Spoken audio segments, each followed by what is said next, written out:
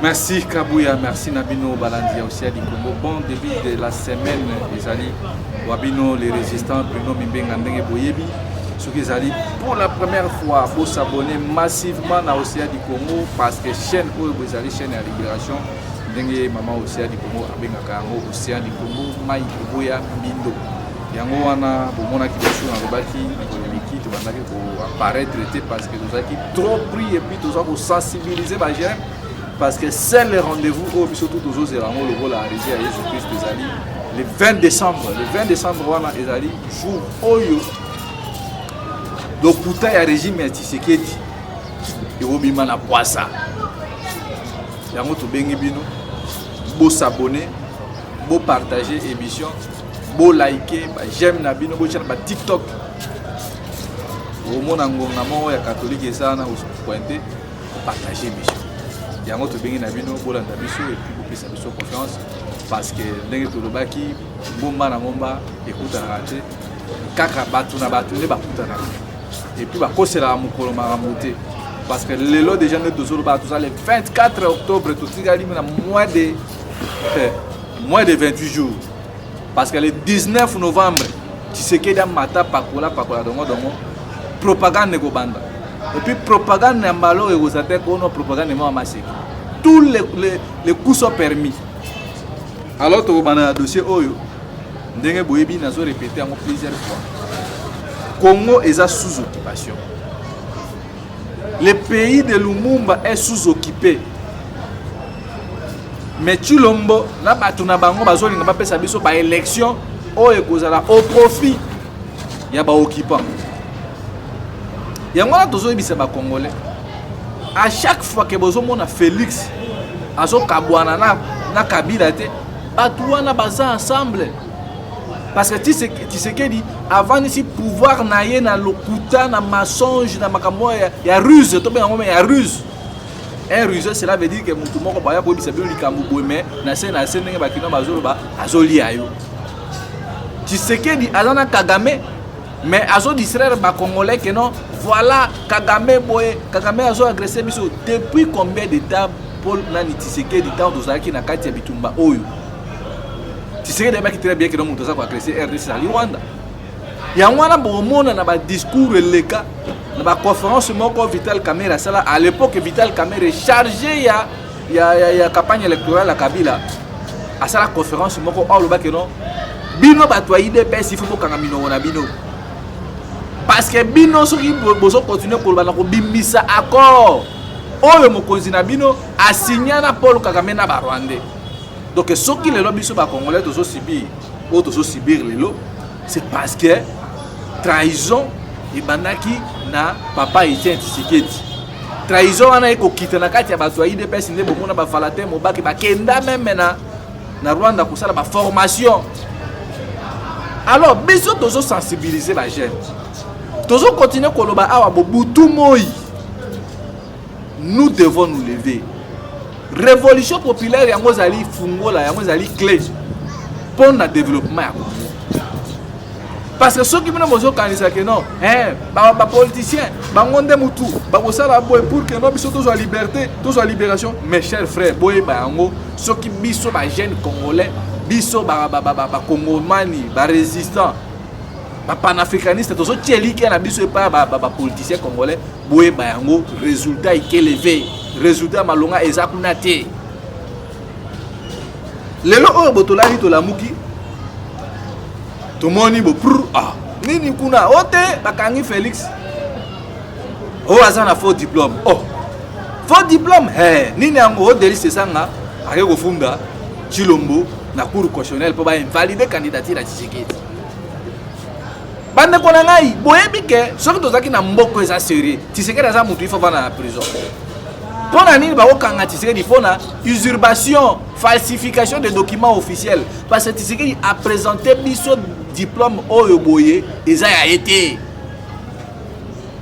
Bon, mon même papa allait Bolozwa. Akenda tina Belgique, donc azaki na conférence, ba bengi saki na ba diaspora. Akenda tina ICC.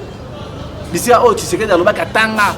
Kuna ba ke ba vérifier diplôme ya monsieur Tshisekedi ezate. bakena boboto bomona même ancien ministre ya urbanisme et habitant kombo na sunani tona kokonyangi alobi to vérifier awa bo Tshisekedi azana diplôme mon côté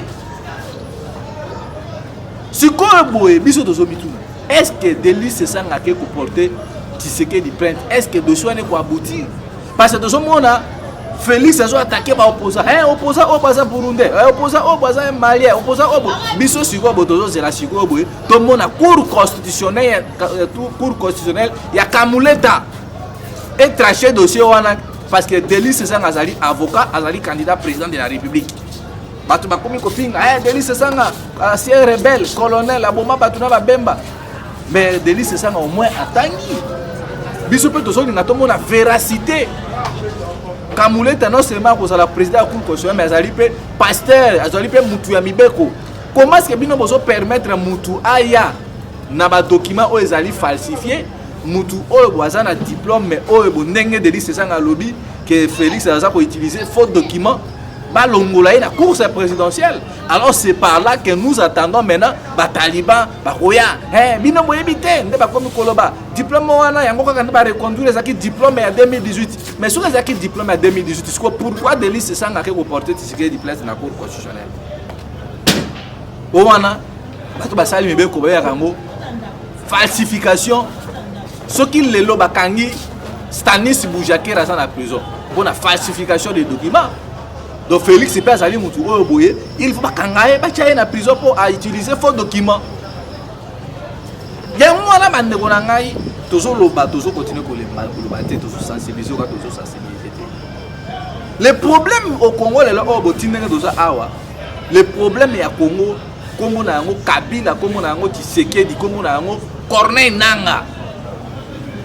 Tant que batu wana bomona bango bazaka la liberté Kabila zo tambolaka boye ba yango que mboka na biso eko changer na côté. Ezo leke la biso lelo oyo boto vandi to moni. Tshisekedi azo créer kaka division. Azo créer kaka ba frustration na kati ya mitema ba. Tshisekedi ayeko bimisa oh non pour prouver Kabila a libérer na no Edi Kapel. Edi Kapel bakangai pendant bakangai et puis ba radia en armée. Pour la bon, tu vois participation complot contre l'Iwa ya Mouzé Kabila. Edi Kapel a une prison à vie. Tshisekedi abimisi Edi Kapel. Donc Edi Kapel nenga zawana azana e civil. Akoma pa que no civil kutu oyo boye, akoma na armée, penza donc bandi penza kolo bakati Kovo.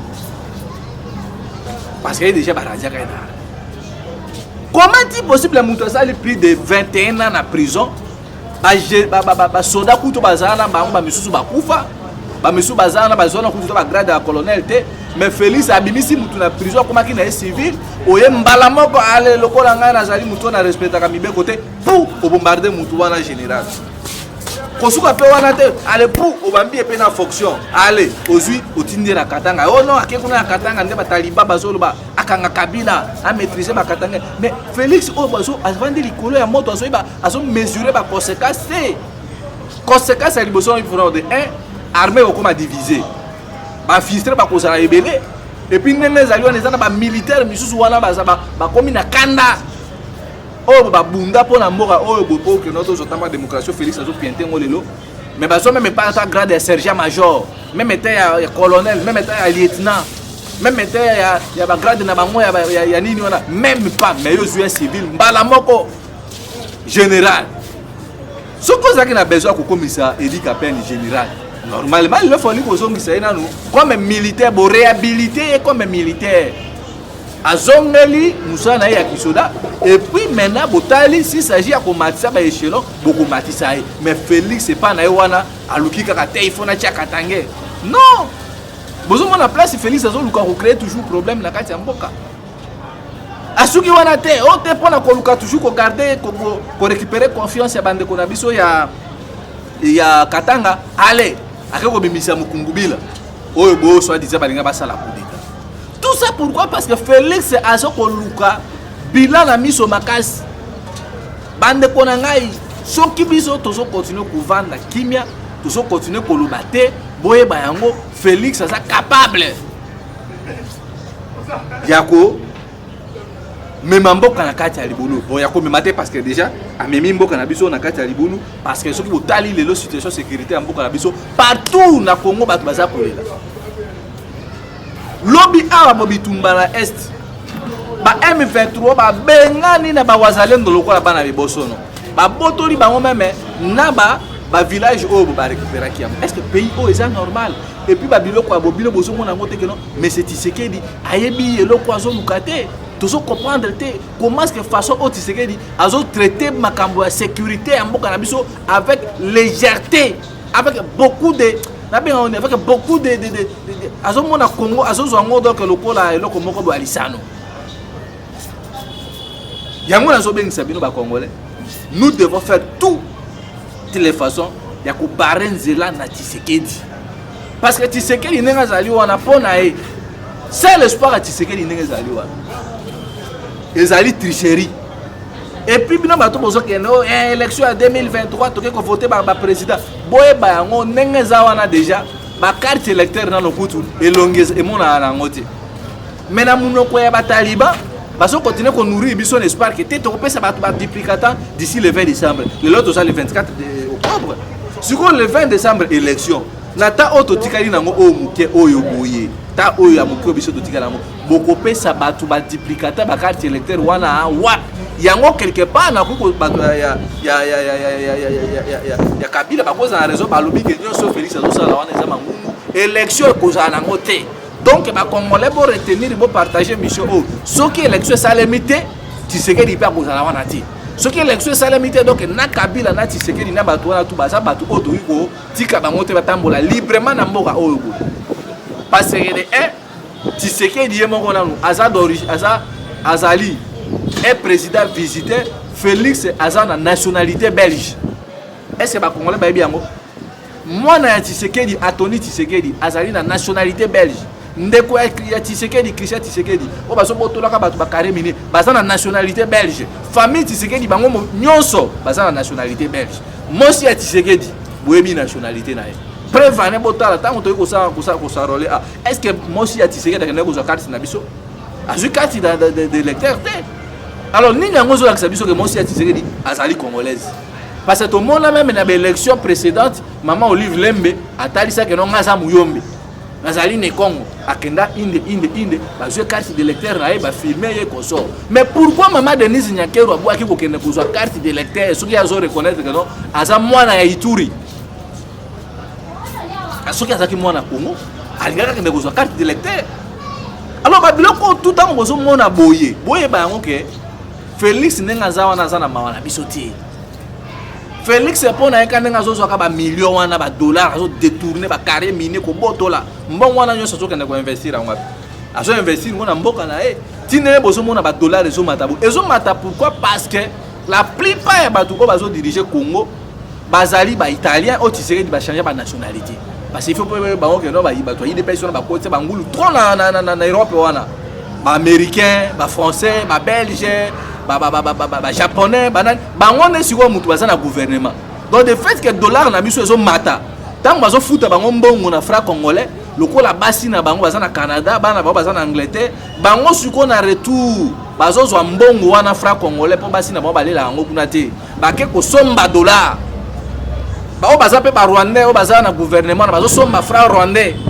parce que le gouvernement Tshisekedi ils ont constitué na ba rwandais na ba burundais donc étranger ne mutu bazo diriger biso donc étranger wana baza na souci na biso ata mokete yango tango tozo insister awa tozo lobake seule façon pour que mboka na biso et comme a respecter ndenge bomoni na Gabon président de transition ya Gabon soki silu gili wana nani wana alobi pa mutu akoma président na Gabon il faut un mosi na yazala d'origine gabonaise et puis au sali 10 ans na Gabon bana no batangi na Gabon pendant 10 ans yo moko mobali faut sa d'origine gabonaise plus jamais question ya ba étranger na Gabon bazo a pouvoir na mboka na ba mais bota le pa na biso na Congo Tshisekedi yemo kona no belge mwana na liboso belge o alandi français o mosusu kuna italienne o mosi na o ba yembaka o soki mosi ya nani o donc batu o bo baza ba étranger yemo ko Tshisekedi aloba maman na ya zali angolaise. Donc tous na ba étranger yango bozo mona ka mboka na biso soki ezotonga mate parce que nous avons des étrangers.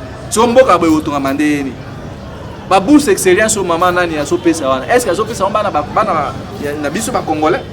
Oh ya maman nani première dame na bino de oboyebi. Bourse excellence wana ba ndeko moka diaspora ba benga kingai. Ba lobi ndeko Brino to sali constat awa. Tozo mona ba ndeko mo bazo utapuna batu ya mopanzi ya mboka na ba face ya milai ba Rwandais. Bazo zo ba bourse na kombo ya République démocratique du Congo. Bazo tina bango ba grande formation militaire na Angleterre, na France, na Belgique, na Italie, na Espagne. Tant bazo kende kuna bazo brandir carte d'identité à Congo que no bourse auto zu eza ya République démocratique du Congo. Sur les ana ba Congolais ba travailler na ba bisika na bazo tina bazo benga bango boya wa interpréter bazo ba koya bono tu viens d'où? Ayebi ni Swahili ni Kikongo ni Chiluba ni Lingala ni même ba dialecte mboka na biso misusu. Donc gouvernement au régime ya Tshisekedi eza ko propulser ba Rwandais tant ba Rwandais bazo kene na mboka ba libanda kotanga biso bana na biso tozana ona kisasa na munoko na bango gratuité de l'enseignement bino bomonité Tshisekedi atie gratuité de l'enseignement ya ofele maternité tala bato bazana réflexion ya mukuse comment est-ce que yo bato nanu bazana problème ya kolesa nanu bato yo zo tia gratuité ya maternité ofele tandis que ba médecin bazana grève. Tandis que les hôpitaux, ils ont kotonga mate. Ils ont libéré maintenant les Congolais baloba. Yango tozo benga na bino ba Congolais. Et les opposants, na Tshisekedi na batu na wana tu ba groupe na bango ba oligarque. Boye ba yango batu wana ba ko travailler te pour na biso. Yango tango Bruno Mimenga tozo loba awa, c'est le moment de s'organiser. Parce que lobby tozo la ki pena papa malauka en Angleterre, abenga kinga na ibisaki te papa. Biso ba jeune, nous sommes déterminés. En 2018, ba iba ki biso victoire na biso. Tout cela qui est capable de kobimisa peuple na balabala pour na revendiquer 60% au ba iba ki pas moi na mboka Martin Fayo. Mais cette fois-ci, to ko permettre le ko wanati. To linga yango te parce que trop c'est trop. Ce qui Félix Tshisekedi akoboma biso alors on verra la suite. Yango tozo senga na bino ba jeune congolais. Né na lobaka yango plusieurs fois. Entre la patrie ou la mort, nous allons vaincre. Il faut tellement tout bimisa elongi na biso ndenge ba Nigérien, ndenge ba Burkina Faso, ndenge ba Malien. Lelo oboke na utawele kana Mali. Ba Malien, ba Burkina Faso, ba Niger ba sali association na bango et puis ba signer ba contrat ya minene. Ya ba usine ya ba nucléaire na Russie. C'est ça ce que nous voulons. Exactement que biso ba jeune congolais tous capable té que non ce qui le lot sali révolution to bengani na ba dirigeant médiocre obo to kotelengana non il y a des jeunes autres na kati na bitumba obo yo ko za responsabilité o yo ko za bo to travailler maintenant to sangisa maboko na biso to travailler pour l'intérêt ya Congo parce que nous sommes capables de faire tout. Il suffit seulement tous à organiser. Il y a mon azo senga na unité ya ba congolais même biso to za na kati ya mboka ana Kinshasa na ba province. Nous devons unir nos forces, joignons nos mains, tout bunga pour n'amboka na biso. Parce que tu sais qu'il y a la limite nae, il y a moi ngai personnellement dans pour encourager ma démarche honorable de lycée sanga, il y a aucun na dossier ya diplôme mais tu sais qu'il dit oh tinasuka. Et puis le 20 décembre biso tout obi que Félix azo sala makamunae élection ko sala maté, so que élection sala mité, peuple congolais quitta na balabala. Même une semaine to ko na balabala et puis nous allons voir le bisika oh boye. Félix est déterminé na batuna ya EAC akoma biso et puis nous allons briser les bras. Ya on a sengi na bino bo s'abonner massivement na aussi di Congo bo s'abonner, bo partager, bo soutenir biso. Mero na biso zali wana ba remarque ba proposition o bo moni ke ko ko décoller mboka na biso ba stratégie parce que révolution senga ba stratégie alors tout ça a besoin ya port na mutu na moto. Bruno Mimenga za capable. Oyebi o courage on a ça. Non seulement naza courage mais naza pe mutu ko na tangi classe que non les leçons qui to libérer mboka na biso ceux qui mboka pe singa pe ba responsabilité nous allons mettre au travail pour que congolais ya suka zo courant congolais en facilité aux transport congolais en facilité aux musala eza question ya volonté mais avec les dirigeants étrangers le Rwandais le ko la Tshisekedi to zaka kimete taki ba tona ba sa mboka yango na sengi na bino bo s'abonner massivement numéro na biso ezali wana plus 243 81 73 11 702 plus 243 81 73 11 702 Rwandais pour vous la biso beaucoup bien biso moni que Océan du Congo azali chaîne oyo ote que non Océan za mutu ya parti pris non bino bato bokimaki Océan du Congo bozonga passer awa toza ko sensibiliser pour que le 20 décembre ceux qui makambo oyo biso tozolinga te vous allez voir Bruno Mibenga na ba jeune de Congolais na biso ba Congomani ba so papa maman tambola jusqu'à ce que tout le monde a départ là-dessus. Ngana bino to kutana mikolo ezali koya ingeta.